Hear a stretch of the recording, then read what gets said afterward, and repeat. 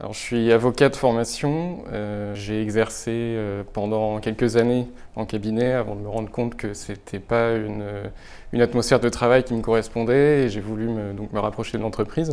Mais comme j'avais une formation uniquement juridique, j'ai senti qu'il me manquait un peu de background un peu plus commercial, business de manière générale. Et donc j'ai cherché une formation assez généraliste et que je voulais orienter vers l'international parce que c'était aussi ce qui me manquait dans mon expérience en cabinet.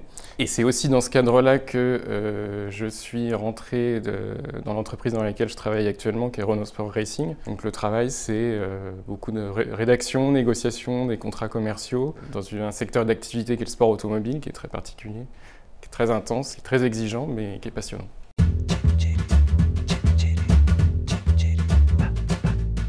L'avantage de cette formation du management et compétences internationales, c'est que c'est très généraliste, c'est exactement ce que je recherchais, parce que comme j'ai pas de background commercial ou business, je voulais avoir en gros une vision vraiment transverse de l'entreprise.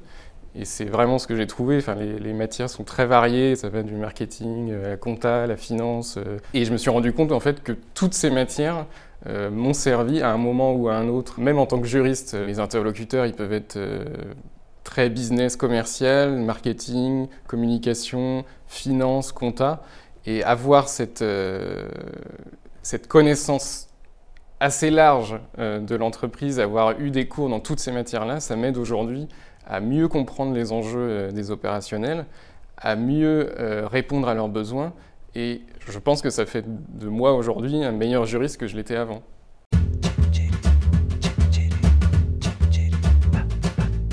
Ce que j'ai appris sur le terrain, c'est pas vraiment des compétences techniques liées au droit, parce que ça, cette formation, je l'avais forcément avant d'aller à Audencia. Je pense que c'est plutôt le savoir-être, enfin ce qu'on appelle en anglais soft skills, là, sur lesquels Audencia insiste beaucoup, mais c'est pas des compétences qui sont développées en tant que telles dans les cours, forcément. On nous en parle beaucoup, on insiste sur l'importance du savoir-être, du réseau, etc. Mais c'est vraiment des choses qu'on met en pratique une fois qu'on est dans l'entreprise.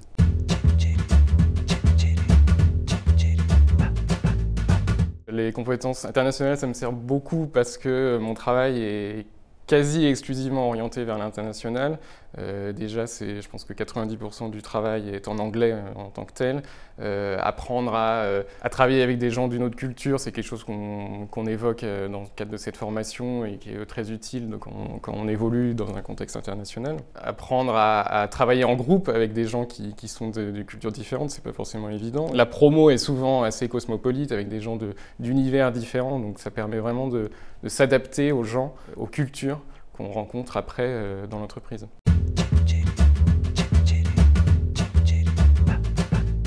En entretien d'embauche, oui, on évoque forcément cet aspect-là qui est le travail en mode projet, en groupe, sur des domaines très variés, notamment parce que c'est pas encore très commun, notamment pour un juriste, mais je pense à d'autres formations telles qu'ingénieur, d'avoir cette double compétence-là. Donc forcément, ça attire l'œil du recruteur, ça attise la curiosité. Pourquoi vous avez fait ça?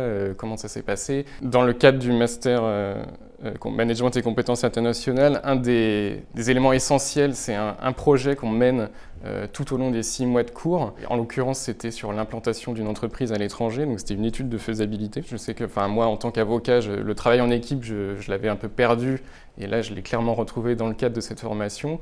Et après que j'ai pu valoriser d'abord en entretien, et je pense que c'est effectivement un des points qui fait la différence par rapport à quelqu'un qui a qu'une formation de juriste.